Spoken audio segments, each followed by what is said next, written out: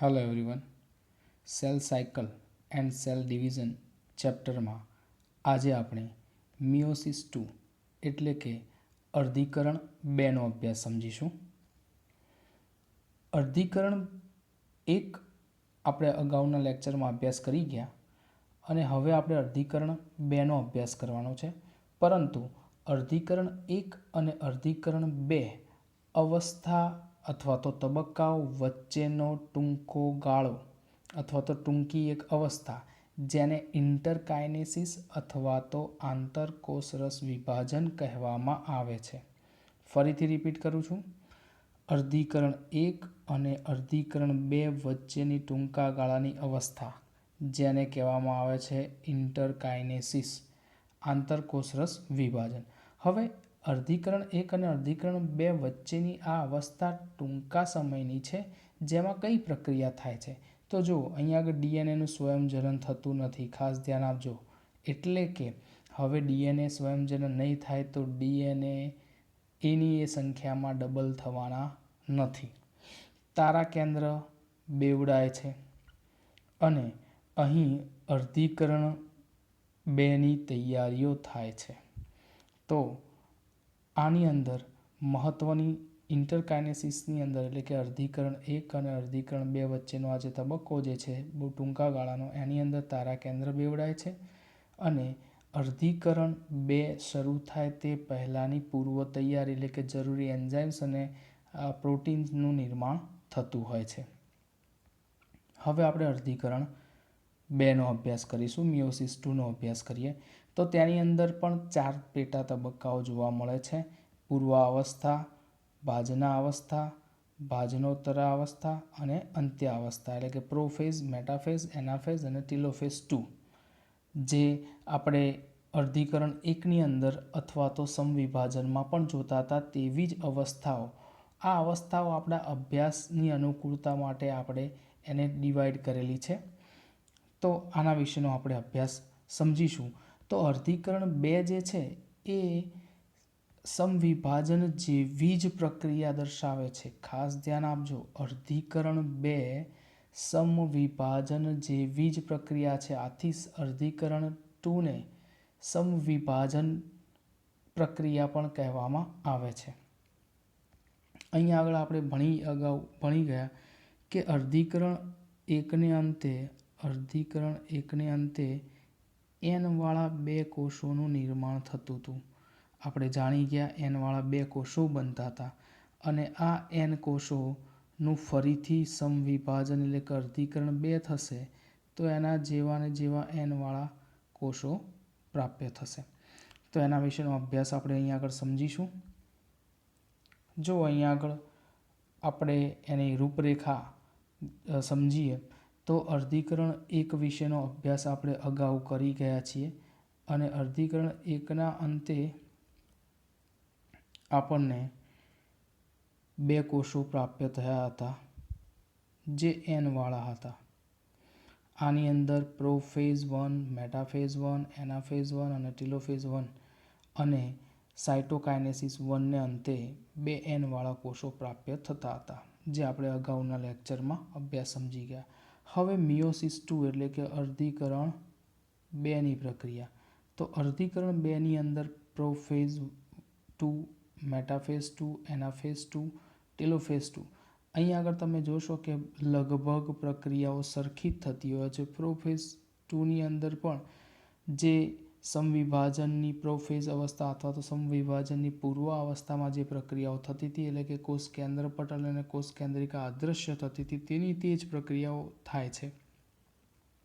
આ ઉપરાંત તેની અંદર તારા કેન્દ્ર પરસ્પર વિરુદ્ધ ધ્રુવ તરફ ખસવાની પ્રક્રિયા પણ થતી હતી અને ત્રાકતંતુઓનું નિર્માણ થતું હતું. મેટાફેઝની અંદર રંગસૂત્રો અહીંયા આગળ વિષુવવૃત્તીય તલ અથવા તો ભાજન તલમાં ગોઠવાય છે. ત્યારબાદ એનાફેઝની અંદર ત્રાકતંતુઓ ટૂંકા બને છે, દ્વિધ્રુવીય ત્રાકતંતુઓ ટૂંકા બને છે. દ્વિધ્રુવીય ત્રાકતંતુઓ ટૂંકા બને છે એટલે સેન્ટ્રોમિયરનું વિભાજન આની અંદર થશે. જ્યારે એનાફેઝ 1ની અંદર સેન્ટ્રોમિયર વિભાજન થતું નહોતું પણ સમવિભાજનની અવસ્થાના ભાજનોત્તરા અથવા તો એનાફેઝની અંદર એનાફેઝમાં આપણે સમવિભાજનના એનાફેઝ અને અર્ધીકરણ 2ના એનાફેઝ 2ની અંદર સેન્ટ્રોમિયરનું વિભાજન થશે અને આને કારણે બંને બાજુએ સરખા સંખ્યામાં રંગસૂત્રો ડિવાઈડ થશે. અહીંયા આગળ જો આ કોષમાંથી બંને બાજુએ રંગસૂત્રો સરખા ડિવાઈડ થશે. ધારો કે અહીંયા આગળ વચ્ચે 23 રંગસૂત્રો હશે તો આ કોષ કેન્દ્ર બાજુ પણ 23 આવશે, આ બાજુ પણ 23 આવશે. અહીંયા આગળ એ જ પ્રમાણેની પ્રક્રિયા થશે.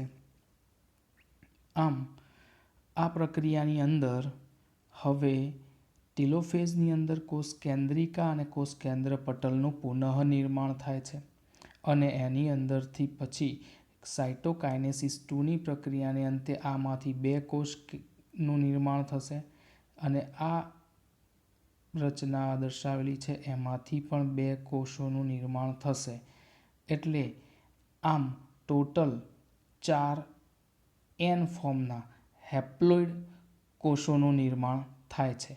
જો મિયોસિસ 1ને અંતે આપણને 2 મળ્યા હતા.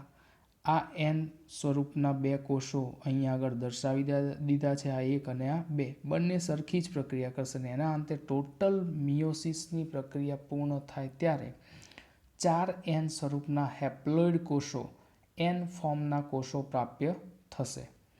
જો આપણે આના વિશેનો જ અભ્યાસ સમજવાનો છે, આ આપણે સંક્ષિપ્તમાં માહિતી મેળવી છે. જો આ આખી અર્ધીકરણની પ્રક્રિયા દર્શાવેલી છે. અહીંયા આગળ આ પહેલી પ્રક્રિયા જે આંતરાવસ્થા પૂર્ણ થાય ત્યારબાદ અહીંયા આગળ ત્રાકતંતુઓ, આ આંતરાવસ્થા છે. આંતરાવસ્થાને અંતે પછી અહીંયા આગળ આ પ્રોફેઝ દર્શાવ્યો છે. ત્રાકતંતુ વિરુદ્ધ ધ્રુવ તરફ કરે છે. આ મેટાફેઝ છે, આ એનાફેઝ છે, આ ટેલોફેઝ દર્શાવ્યો છે. અને ટેલોફેઝને અંતે કોષ રસ વિભાજન થતાં 2 કોષોનું નિર્માણ થાય અને વચ્ચે અહીંયા આગળ એક રચના કે જે ઇન્ટરકાઇનેસિસ કહેવામાં આવે છે.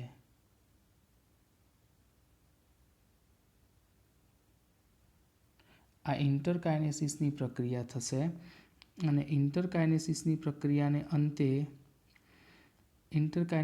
પ્રક્રિયાને અંતે હવે અર્ધીકરણ 2ની શરૂઆત થશે. આ અર્ધીકરણ 2 શરૂ થશે. અર્ધીકરણ 2ની વાત કરીએ તો અહીંયાથી હવે અર્ધીકરણ 2 શરૂ થાય છે. અર્ધીકરણ 2ની અંદર એ જ પ્રમાણે પૂર્વાવસ્થા 2 જોવા મળશે. પૂર્વાવસ્થા, ત્યારબાદ ભાજના અવસ્થા, ભાજનોત્તરા અવસ્થા, અંત્યાવસ્થા. અહીંયા આગળ આજે દર્શાવી દીધેલી છે એ રચના એ પૂર્વાવસ્થાની અંદર ફેરફારો શરૂ થઈ ગયા છે. આ વિષુવૃત્તીય તલમાં ગોઠવાયેલા રંગસૂત્રો તમે જોઈ શકો છો. એટલે આ રચના જે છે એ મેટાફેઝ 2 દર્શાવેલો છે. પછી આ એનાફેઝ છે, આ ટેલોફેઝ છે.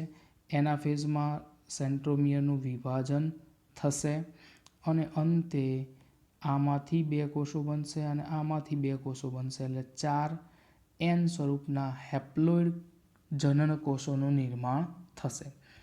અહીંયા આગળ આ સુધીની જે પ્રક્રિયા છે, ફરીથી રિપીટ કરું છું તો અહીંયા સુધીની જે પ્રક્રિયા થઈ એ પ્રક્રિયા અર્ધીકરણ 1 છે. જ્યારે આ પ્રક્રિયા જે દર્શાવેલી છે એ અર્ધીકરણ 2 છે. તો આમ 2 અર્ધીકરણને અંતે એટલે કે આખી અર્ધીકરણની પ્રક્રિયા પૂર્ણ થાય છે અને અર્ધીકરણના અંતે કેટલા કોષો પ્રાપ્ય થશે? હેપ્લોઇડ અથવા તો એન સ્વરૂપના અથવા એકકીય કોષો તો 4 સેલ પ્રાપ્ય થશે. જો અહીં આગળ બધી માહિતી અર્ધીકરણ 2ની આ પ્રક્રિયા સામાન્ય સમવિભાજન જેવી જ છે. એટલે કે સમવિભાજનના જેવી જ આ તબક્કો છે. અહીંયા પણ પ્રોફેઝની અંદર પ્રોફેઝ 2ની અંદર રંગસૂત્રો ટૂંકા બને છે. કોષ કેન્દ્રિકા અને કોષ કેન્દ્ર પટલ અદૃશ્ય થાય છે અને દ્વિધ્રુવીય ત્રાકનું નિર્માણ થાય છે, જે આપણે આગળ અગાઉમાં ભણી ગયા હતા એ જ પ્રમાણે. મેટાફેઝની વાત કરીએ તો મેટાફેઝમાં અહીં આગળ મેટાફેઝની અંદર વિષુવૃત્તીય તલ અથવા તો ભાજન તલમાં રંગસૂત્રો ગોઠવાય છે. રંગસૂત્રો માનવની અંદર અહીંયા આ મેટાફેઝ 2ની અંદર 23 રંગસૂત્રો જોવા મળશે. ક્યાં આગળ? વિષુવૃત્તીય તલ અથવા તો ભાજન તલમાં. અને ત્રાક તંતુઓ એ રંગસૂત્રના સેન્ટ્રોમિયર ઉપર આવેલા કાઇનેટોકોર સાથે જોડાય છે. ખાસ ધ્યાન રાખજો, ત્રાક તંતુઓ રંગસૂત્રના સેન્ટ્રોમિયર ઉપર આવેલા કાઇનેટોકોર સાથે જોડાશે. અહીંયા આગળ મહત્વની પ્રક્રિયા વિષુવૃત્તીય તલમાં ગોઠવાય છે અને આ અવસ્થા એ માઇક્રોસ્કોપમાં સ્પષ્ટ જોઈ શકાય છે. હવે એનાફેઝ 2ની અવસ્થા જોઈએ તો એનાફેઝ 2ની અંદર ત્રાક તંતુઓ ટૂંકા બને છે અને ટૂંકા થવાને કારણે સેન્ટ્રોમિયર વિભાજિત થાય છે. અને સેન્ટ્રોમિયર વિભાજિત થવાથી બંને તરફ ત્રાક તંતુઓ ટૂંકા થતાં રંગસૂત્રો એ મૂળ કોષમાં હોય, એટલે કે મૂળ કોષ એટલે કે અહીંયા એન સ્વરૂપના એટલે કે 23 હતા વિષુવૃત્તીય તલમાં, તો બંને ધ્રુવ તરફ પણ 23 રંગસૂત્રો ગોઠવાશે અથવા તો રંગસૂત્રો એ સેન્ટ્રોમિયરનું વિભાજન થતાં એકલસૂત્રી રંગસૂત્રો ધ્રુવ તરફ ખસશે. એકલસૂત્રી રંગસૂત્રો, અહીંયા આગળ એકલસૂત્રી રંગસૂત્રો એટલે કે આવા સ્વરૂપના રંગસૂત્રો જે હતા એ રંગસૂત્રો એ અલગ અલગ ધ્રુવ તરફ ખસવા લાગશે. અને અહીંયા માનવ કોષમાં આ તબક્કે દરેક ધ્રુવ તરફ 23 રંગસૂત્રો જોવા મળશે. પણ રંગસૂત્રો કયા સ્વરૂપમાં હશે? એકલસૂત્રી આવા હશે. આ રંગસૂત્ર અહીં ખેંચાશે તો બીજા ધ્રુવ તરફ ખેંચાશે. અહીંયા આગળ તારા કેન્દ્ર દર્શાવી દઈએ તો બંને અલગ અલગ ધ્રુવ તરફ ખેંચાશે. અને આમ ટોટલ જોઈએ તો બંને ધ્રુવ તરફના થઈને 23 રંગસૂત્રો ભેગા કરીએ તો 46 રંગસૂત્રો બંને ધ્રુવ તરફના થઈને બંને ધ્રુવ તરફના ટોટલ ગણીએ તો 46 જોવા મળશે. હવે ટેલોફેઝ અથવા તો અંત્યાવસ્થા. અંત્યાવસ્થાની અંદર આપણે જાણીએ છીએ કે કોષ કેન્દ્રિકા અને કોષ કેન્દ્ર પટલ પુનઃ દ્રશ્યમાન થાય છે અને આ તબક્કો પૂર્ણ થાય છે. કોષ કેન્દ્રિકા દ્રશ્યમાન થાય અને કોષ કેન્દ્ર પટલનું પુનઃ દ્રશ્યમાન થવાની પ્રક્રિયા ટેલોફેઝ અથવા તો અંત્યાવસ્થાની અંદર જોવા મળે છે. જો હવે આ તબક્કાને ટેલોફેઝ જે દર્શાવેલો છે, ટેલોફેઝ એટલે કે અંત્યાવસ્થા. અંત્યાવસ્થાની અંદર આ જો કોષ કેન્દ્ર રચાઈ ગયા છે અને એની અંદર કોષ કેન્દ્રિકાનું નિર્માણ પણ થઈ ગયું છે. હવે આનું સાયટોકાઇનેસિસ 2ની પ્રક્રિયા થશે અને સાયટોકાઇનેસિસ 2 થવાથી આ હેપ્લોઇડ અથવા તો એન સ્વરૂપનો એક કોષ રચાશે અને આર્ય બીજો એન સ્વરૂપનો કોષ રચાશે. જો અહીંયા આગળ આ રચના આની અંદર દર્શાવી છે, બીજો કોષ જે બતાવ્યો છે એ, તો કારણ કે ટેલોફેઝની અંદર આવા મિયોસિસ 1ની પ્રક્રિયાને અંતે 2 એનવાળા રચાયા હતા, એટલે આ એકમાંથી 2, બીજાનામાંથી પણ 2 રચાશે. જો અહીંયા આગળ કોષ કેન્દ્ર પટલ રચાઈ ગયું છે, અંદર ક્રોમોઝોમ્સ ગોઠવાયેલા છે, રંગસૂત્રો ગોઠવાયેલા છે અને આ બંને કોષ કેન્દ્ર એક જ કોષમાં જોવા મળે છે ટેલોફેઝ અવસ્થામાં અથવા તો અંત્યાવસ્થામાં. હવે સાયટોકાઇનેસિસ અથવા તો કોષ રસ વિભાજન દર્શાવેલું છે. તો કોષ રસ વિભાજનની આ પ્રક્રિયા થશે ત્યારે આપણે જોઈ શકીએ છીએ કે આની અંદરથી આ ક્લીવેજ ફ્લોર રચાયેલો છે, એટલે કે ઉપખાંચનું નિર્માણ થયું ને એમાંથી કોષ રસ વિભાજન થવાથી આ એક કોષ અને બીજો કોષ રચાઈ ગયો. એમાં આપણે જોઈ શકીએ છીએ આ કોષ કેન્દ્ર, આ તારા કેન્દ્ર, સેન્ટ્રિયોલ જોવા મળે છે. આમ ટોટલી 4 કોષોનું નિર્માણ થશે.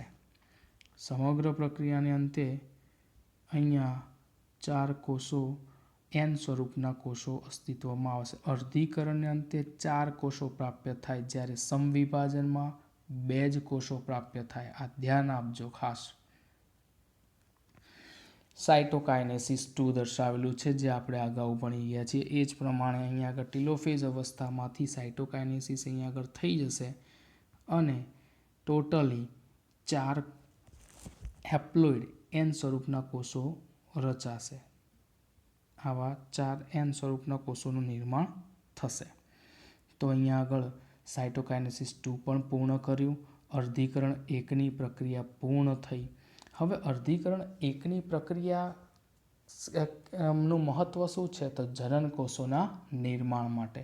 તો અહીંયા આગળ આપણે એક્ઝામ્પલ તરીકે પરાગરજના નિર્માણની પ્રક્રિયા, પરાગરજનું નિર્માણ અર્ધીકરણ દ્વારા કેવી રીતે થાય છે, પોલેન ગ્રેનનું નિર્માણ અથવા તો પરાગરજનું નિર્માણ અર્ધીકરણ દ્વારા કેવી રીતે થાય છે તે સમજીશું. તો પરાગરજનું નિર્માણ કરનારો જે કોષ જે છે એ કોષને કહેવામાં આવે છે પોલેન મધર સેલ, પીએમસી, જેને ગુજરાતીમાં કહેવામાં આવે છે પરાગ માતૃકોષ. ધ્યાન આપજો, પરાગ માતૃકોષ, અથવા તો તેનું બીજું નામ છે માઇક્રોસ્પોર મધર સેલ. માઇક્રોસ્પોર સૂક્ષ્મ માતૃકોષ, જેને અને આ જે પ્રક્રિયા જે છે એ પ્રક્રિયા જે થાય છે પરાગરજના નિર્માણની, તેને માઇક્રોસ્પોરોસાઇટ કહેવામાં આવે છે. તો અહીંયા આગળ માઇક્રોસ્પોરોસાઇટની જે પ્રક્રિયા થાય છે એની અંદર સૌ ભાગ લેનારો કોષ જે છે એ પોલેન મધર સેલ છે. અને પોલેન મધર સેલ જે છે એ 2n ફોર્મમાં હોય છે, એટલે કે રંગસૂત્ર જોડમાં હોય છે. ખાસ ધ્યાન આપજો, પોલેન મધર સેલમાં રંગસૂત્રની સંખ્યા 2n સ્વરૂપમાં હોય છે. હવે જુઓ, એની અંદર અર્ધીકરણની પ્રક્રિયા થાય છે. અર્ધીકરણની પ્રક્રિયા થવાને કારણે મિયોસિસ 1ની પ્રક્રિયા થાય, અને મિયોસિસ 1ની પ્રક્રિયા પૂર્ણ થાય એટલે ટોટલ કેટલા કોષોનું નિર્માણ થશે? તો મિયોસિસ 1ને અંતે 2 કોષો નિર્માણ થશે, અને આ 2 કોષો મિયોસિસ 1ને અંતે 2 કોષો રચાશે, માઇક્રોસ્પોરનું નિર્માણ થશે. અહીંયા 4 દર્શાવ્યા છે, પરંતુ અર્ધીકરણ એકને અંતે, મિયોસિસને અંતે જે પ્રક્રિયા દર્શાવેલી છે એમાં આપણે ખાસ ધ્યાન આપીએ તો અહીંયા આગળ મિયોસિસની પ્રક્રિયામાં ભૂલ થઈ છે. આ મિયોસિસ 1 જે પ્રક્રિયા દર્શાવેલી છે એ મિયોસિસ 1ને અંતે સંપૂર્ણ 4 કોષો પ્રાપ્ય થયા. 1 2 3 4, એને માઇક્રોસ્પોર એન કહેવામાં આવે છે. અને આ જે કોષ રચાયા એ પોલેન ગ્રેન અથવા તો પરાગરજમાં પરિપક્વ થશે. પરાગરજમાં તેનું શું થશે? પુખ્ત નિર્માણ થશે. તો આ પ્રક્રિયા જે દર્શાવેલી છે એમાં મિયોસિસ એટલે અર્ધીકરણ થતાં 4 માઇક્રોસ્પોરનું નિર્માણ થયું, અને આ 4 માઇક્રોસ્પોર જે છે એમાંથી પોલેન અથવા તો પરાગરજનું નિર્માણ થશે. અહીંયા આગળ એક પીએમસીમાંથી કેટલી પરાગરજ નિર્માણ થઈ? 4. ધ્યાન આપજો. તો આવી 100 પરાગરજ નિર્માણ કરવી હોય તો કેટલી વખત અર્ધીકરણ થાય, અથવા તો કેટલા પીએમસી સેલની જરૂર પડે? તો 1/4 રચાતા હોય પરાગરજ તો 25/100 પરાગરજ રચાઈ જાય.